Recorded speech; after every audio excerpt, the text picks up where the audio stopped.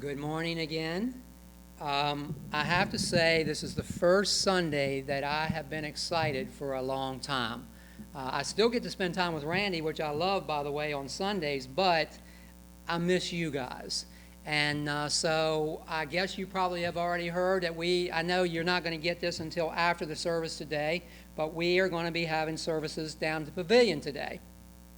It's sunny out. It's pretty out. I'm hoping that the people who can come. If you can't come, it's okay. It's okay. Don't worry about it. You can continue to get us on YouTube, and I thank you for supporting that and supporting us financially as well. But if you can't come, don't worry about it. But if you can come, I should have said last week that we are having music, so Steve will be down there.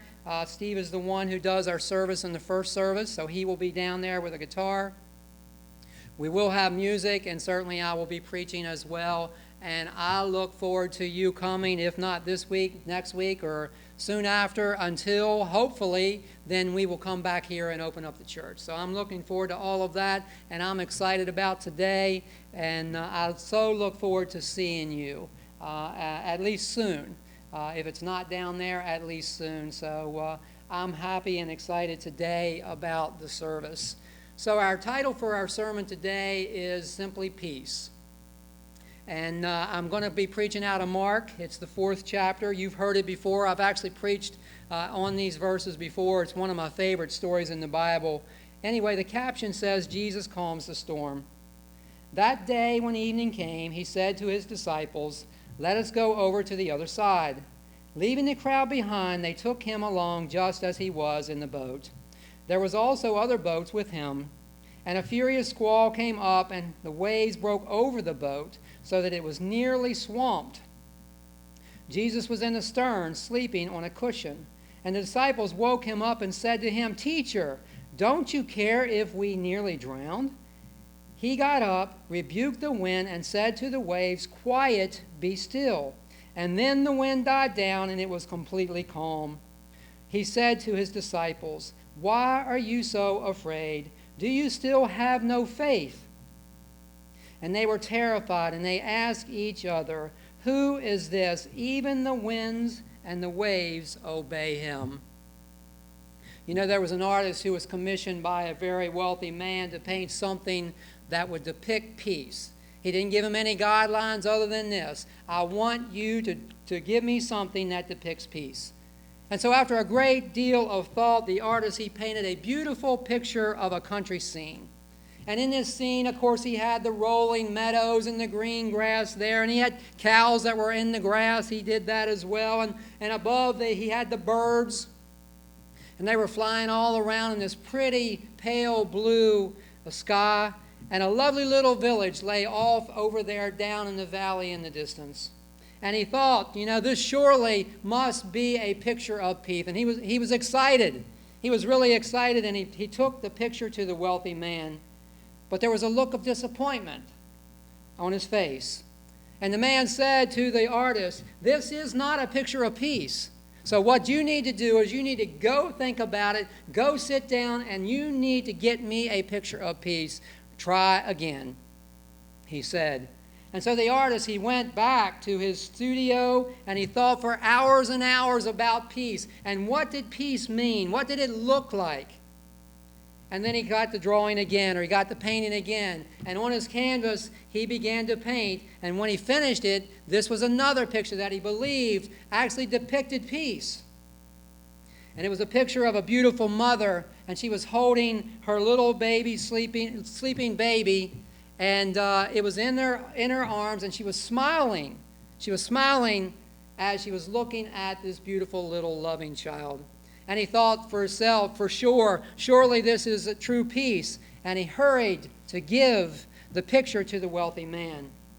But again, the wealthy man refused the painting. And again, he told the painter, "You need to try again.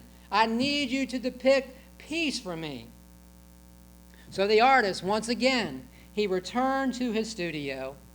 But this time, by now, and quite frankly, he is discouraged, and he is upset, and he is tired, and he's disappointed. In fact, he's a little bit angry. Anger swelled up inside of him because he felt the rejection of this wealthy man. And again he thought, and he thought, and he thought, and he thought, and he even prayed. He asked God for inspiration to paint a picture of true peace.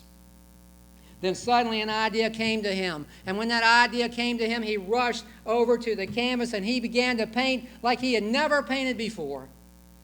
And when he had finished, he hurried to the wealthy man and he handed him the painting. And this man, he studied the painting carefully for what seemed like forever as the artist held his breath. And finally the wealthy man said, "This is a picture of true peace." I think that sometimes one of the most misunderstood words in the Bible is the word peace. And I think it's most misunderstood because we have the wrong idea of what peace means. If I were to ask you to describe to me true peace, what would it be? What would it look like?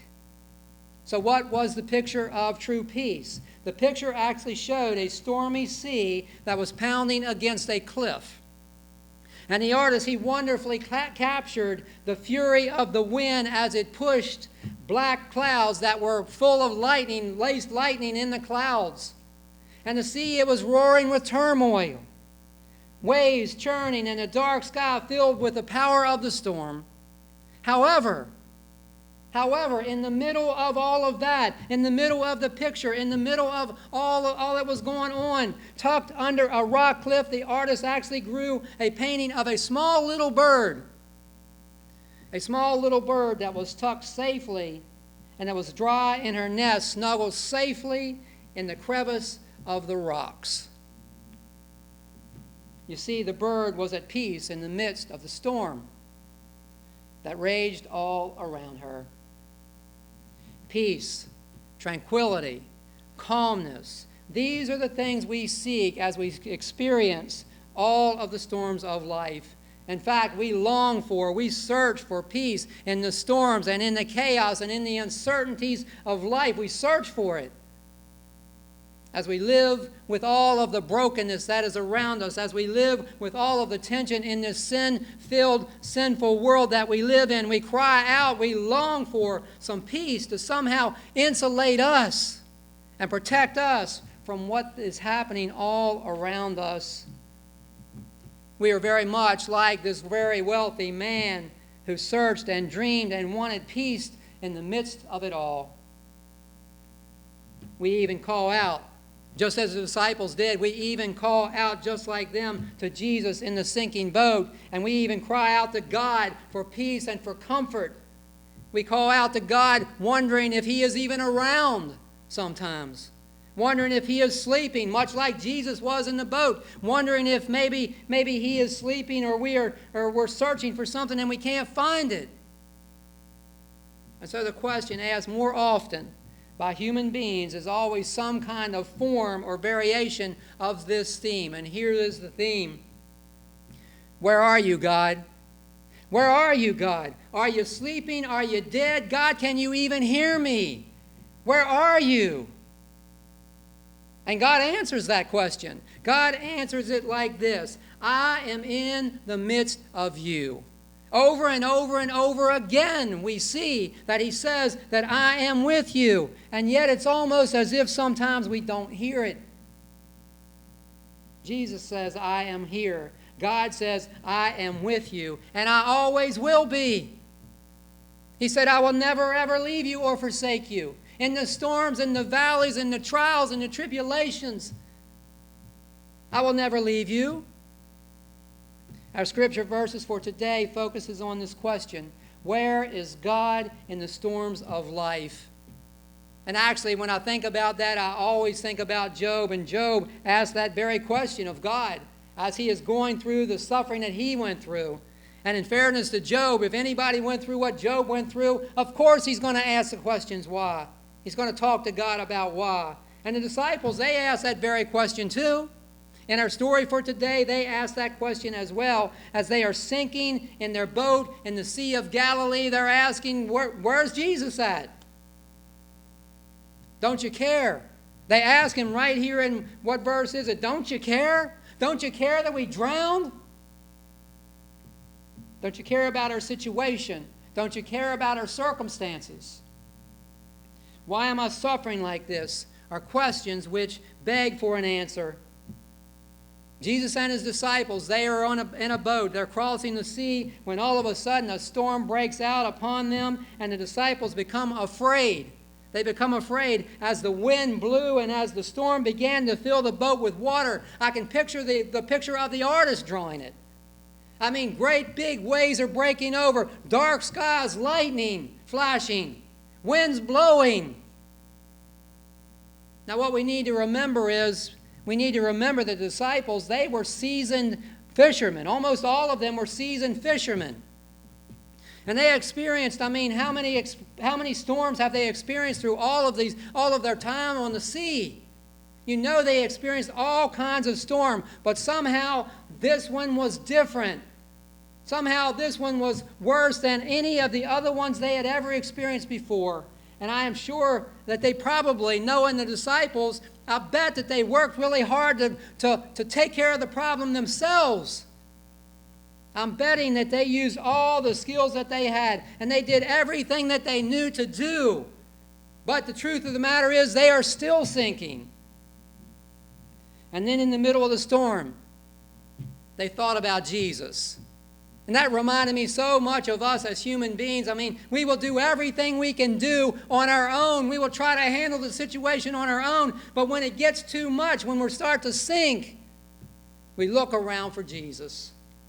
Where was he? You know the story. I just read it to you, but I've talked with you about this story many times before. You know where he's at. He's asleep in the boat. But how could he sleep through the storm? How could he sleep through this storm? Here's how. He had the sure confidence in the peace of God, which allowed him to sleep through the storms of life. Even this storm, as it was raging and as it was filling the boat with water, even in this storm, he was sound asleep in the boat. The disciples, however, as we read, we understand that they didn't have that peace. They absolutely did not have that peace. It says that they were afraid. They even wondered if Jesus cared about them. So what do? They go shake him and wake him up. And they say to him in verse 38, "Teacher, don't you care if we drown?" They, of course, soon saw that Jesus did care. And as they woke him up, he stood up and he said to the winds and the waves and the sea, "Peace, be still." And instantly, if you can imagine that, instantly it became calm. Instantly the sea calmed down, the wind stopped, and there was peace. Now, I will admit that I have read that.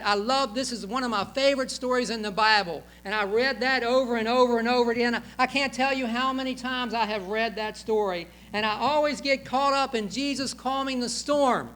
Just like the disciples did, which is what it said. They got caught up in the storm. It says, "Who is this that even the wind and the waves obey him?" That's kind of me too. I'm thinking about the awe of this. They had seen so much from this man. They had seen miracle after miracle before this. They had seen him, the first miracle, turning water into wine. They had seen him heal paralytics, and they had seen him heal lots of people. They had seen all kinds of stuff, but nothing like this. Who is this that even the wind and the waves obey him? And that's what I always got caught up in as well. But for some reason, as I read this story again this week, I finally figured out what this story is really all about. You see, Jesus asked the disciples in verse 40, "Why are you afraid? Do you have no faith?" Jesus had peace. He was in the exact same storm that the disciples were in. But yet he had peace and they didn't. He had peace. He was not afraid because he had faith in the Father to protect and provide for him. And here's the thing. He wanted his disciples to have the same peace that he had. That's what this story is about. A peace that knows that no matter what circumstances come into life that we find ourselves in, God is in control. And so when God is in control, we can know that there is peace. What I finally realized was that our peace is equal to our faith in the power of God to control any and all situations that we find ourselves in. Listen, there is peace to life when we believe in and when we trust in the power of God to be with us and to guide us and to save us from or in all of the storms that we might face in life. All of them. The disciples were afraid because all they could see was the storm. All they could see was the storm. Their eyes were fixed on the storm. And it's really, really difficult. Actually, it's impossible for them to have peace when all they focus on is on the storm. And so the problem for the disciples really, and our problem is, not so much the storms of life, but what are we focusing on? What is our attention placed at? You know, it is really, really hard to see Jesus in the boat when our attention is so focused on the waves outside the boat, and when our attention is so consumed by the storms of life that we cannot see Jesus. And when we cannot see him, there is no peace. You know that, I know that too, from the storms that we have faced in our lives. When we can't see him, there is no peace. There is only worry and despair. A ship was caught in a sudden storm. And the passengers, of course, they're very much afraid. I mean, the waves are pushing this thing around all over the place, and they're rushing here and there, and they're trying to fight against this storm. But the truth of the matter is fear and dread came all over their faces, and the passengers, except for one little boy, they were all afraid. But yet this little boy, he remained calm and at peace. And so one of them went up and they asked the little boy why he was so calm. And here's what he said: "Why should I be afraid? My Father is at the helm of the ship." In other words, he was not afraid because his Father was in control. So too with us. When we face the storms of life, we need not to be afraid or full of despair. Why not? Because God is in control, and he is at the helm of our lives. And so we need to believe and we need to trust in his power to guide and lead and direct us through the storm. You know, Job learned this power of God being in control as God encountered Job in the whirlwind that he found himself in. And Job, he comes to God with all these questions of why. Of course he did. All that he went through, he asked, why did he have to suffer? And why was this happening to him? And did he do something wrong? He came to God. Actually, he challenged God. He really did. He challenged God with his questions. And what does God do? Well, actually, he comes back to Job with questions of his own. He said, God asked Job, you know what, Job? Were you present at the beginning of time? And where were you when I created everything? And did he have a hand in creating the world? And did you have anything to do with controlling the seas? I control the seas. I control the rains. I control the clouds. You got anything to do with that? God came to Job in all his power. And then he reminded him of that power, which is a great thing.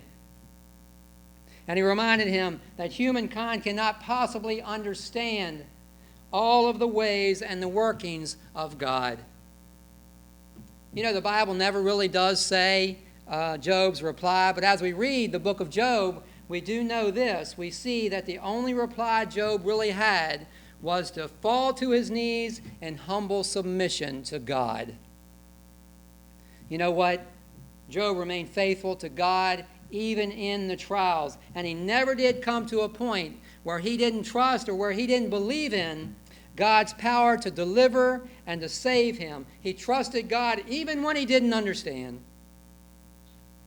And so, with us, as we face the unanswered questions of life, and as we face the whys and the how comes, as we face the suffering and even the tragedies even the tragedies that we face in life. It is not that we disbelieve God's ability. That's not what it's about. It's just that we come to God with an inability to understand Him and understand all of His ways. And so oftentimes we will give up, or we will ask questions, and we will search, and we will try to figure it out on our own.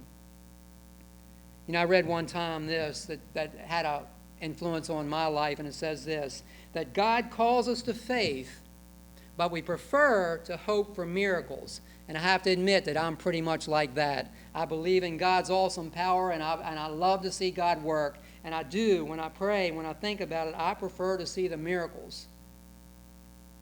Surely we say, or surely I say, that the Creator who literally supports the foundation of the earth and of the world can stop a storm. I mean, surely He can stop a virus. He can stop it like that, just like He stopped the calm of the storm. I mean, after all, He has before. I mean, absolutely has. Perhaps He will again, we say. But here's the thing. If our prayer is just one-dimensional and it's a request for a miraculous calm, then when we pray, you know what? We kind of let ourselves in for disappointment, because it's possible that God will answer our prayer in a different way than we wanted it answered. And so the prayer of faith really should have a second dimension. And that second dimension is simply that God will help us. Just because we know who He is, just because we know what He said, we have to know that He will help us, and that He will hear our voice in the storms of life. And His voice says loud and clear, I am with you. I think Shirley preached one time a few months ago when I was gone, and she preached on the fact that I think 100 times Jesus and God say, I will never, ever leave you or forsake you. I am with you. As Job found out, as the disciples found out, the only answer to our questions about life comes with a simple but powerful answer, I am with you. I'm with you through the storms. I'm with you through the viruses. I'm with you through whatever it might be, whatever you're going through. I am with you. And that brings us peace. And that is all we need to know. Really, that is all that we need to know, that our God is with us as we face and as we ask the why questions throughout our lives. I love a Christian bumper sticker that says, no Jesus, no peace. No Jesus, no peace. But it's spelled differently. The first one says know, as in K-N-O-W. If you know Jesus, you will know, K-N-O-W, peace. You can know peace.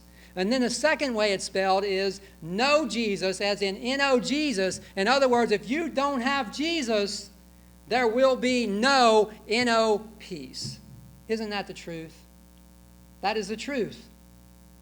Jesus Himself said, quite frankly, in John 14:27, peace I give unto you. My peace I give unto you. I do not give as the world gives. Thank God for that. The world can't give us peace. I do not give as the world gives, so do not let your hearts be troubled, and do not be afraid. Again, that's John 14:27. Do you want to know peace? Well, listen, you can have more peace in life this time next week. This time next week, I'm telling you the truth. You can have more peace this time next week, no matter what the coronavirus is doing, no matter what other things you're going through. You can have more peace next week than you did this week if you do some simple little things. And here's what you do. Here's how. Talk about God this week as much as you talk about the coronavirus. I am so tired of hearing about the coronavirus. Everybody you talk with, the very first things out of their mouth is the coronavirus or something about it. You know what? I take that back. I talked to Mason this week. I talked to him Friday. He was mowing down here so that we could have our service today, and he was mowing down there, and we got talking, and he came up, and I'm going to tell you something. He's been through some storms this year. That boy's gone through some storms this year. But if you look at his face, you'd never know it. You would never know it. And when we were talking about his storms and how God had helped him with this and helped him with that, and even in the coronavirus, he said, you know, I realize the coronavirus is a bad thing, and I realize what's going on with most people. To be honest with you, though, The coronavirus has been good for me because I can't work, the place is shut down, the plant is closed, I can't work, so that means I get to spend the summer with my children. He encouraged me, I know that, just by looking at the look on his face, just by him talking about how he's an overcomer. And he encouraged me this week. Talk about God this week as much as you talk about the coronavirus, and more peace will come on your life. Think about God this week as much as you think about the coronavirus, and more peace will come upon your life. Read as much or view as much about God this week as you do the coronavirus, and peace will come upon you. In other words, what I'm telling you is this: take your eyes off the storm. Take your eyes off the storm and place them back on Christ where it needs to be, and you will have more peace this week. Jesus said to the disciples, and he says it to us as well, why are you afraid? Have you no faith? He is greater than any roar of any storm. Amen and amen. Thank you, Randy.